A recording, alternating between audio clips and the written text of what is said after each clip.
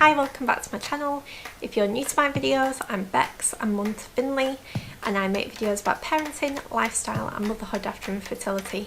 And today's video is all about decorating hacks. My house just constantly feels like it's one long ongoing decorating project. I will do a house tour at some point, but just because we're in the middle of doing it up and being a joiner's wife means that our house is always on the list. So a house tour might be a little while off. We are in the middle of painting the kitchen and I've just been doing a lot of painting projects lately. So I thought I'd give you my top decorating hacks for painting. So you will need a Pringles tube, still some Pringles left in here, some rubber bands, plastic bag. It needs to be a heavy duty one that's more like the bag for life, some vanilla extract and your paint tray. So my first hack, which I'll insert some footage of just so you can see it in action, is a way of making your paint tray easy to deal with. So what I like to do is to pop my paint tray into a plastic bag. I tie up the handles.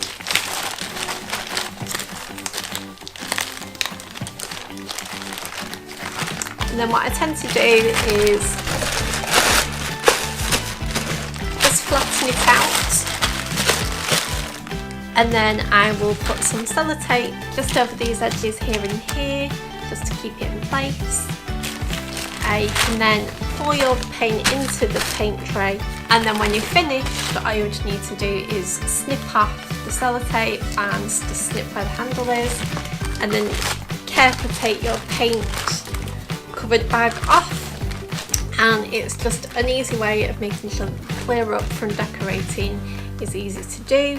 My second hack uses the Pringles tube. So what you can do with your Pringles tube is, say you are interrupted in the middle of painting and you don't want to have to clear everything away, then you can easily just put your roller, take it off the roller handle, put it in a plastic bag and then put it inside a Pringles tube.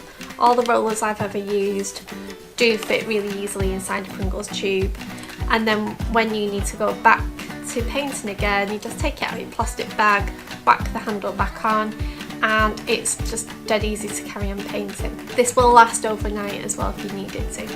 My third hack uses the elastic bands. You can put an elastic band over your paint tin, then you can wipe the excess paint off your brush onto the elastic band, and it means that you don't end up with lots of paint drips all over the side of your tin. My fourth hack uses the vanilla extract, vanilla essence.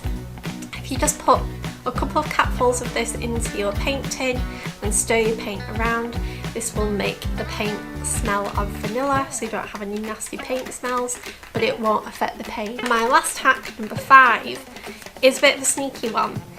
I love Faro and Ball paint, and I always have a Faro and Ball paint chart to hand, and I don't mind paying Faro and Ball prices for premium standard paint that I feel lasts, but I don't really rate the finish particularly. I did my front door in Faro and Ball blue green, absolutely love the colour, but its finish just isn't as hard wearing as I would have hoped it would be, and it's quite a lot of money to part with for a paint finish that doesn't really stand up to the job.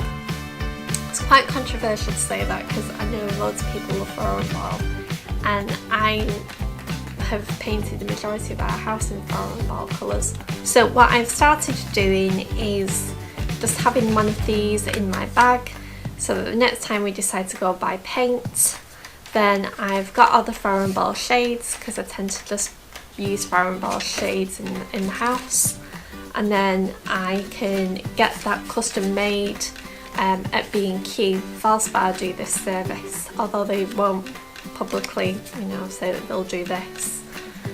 So what they'll do is they'll scan it, and then they can save it to your settings for you, and then they'll write down the codes for you on the paint.